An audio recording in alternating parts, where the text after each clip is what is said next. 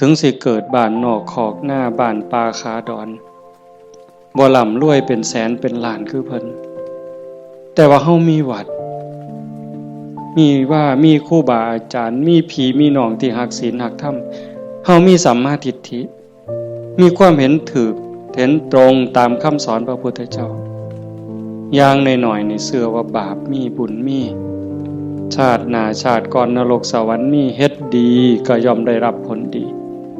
เฮ็ดชั่วก็ย่อมได้รับผลชั่วพระพุทธศาสนาสอนเรื่องเหตุเรื่องปัจจัยเพราะสิ่งนี้มีสิ่งนี้จึงมีวานพืชจังไดก็ได้ผลจังซั่นอ่อนซ่อนเจ้าของภูมิใจในเจ้าของ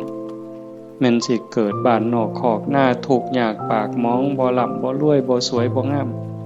แต่เฮามีโอกาสได้เข้าวัดได้มีโอกาสปฏิบัติธรรม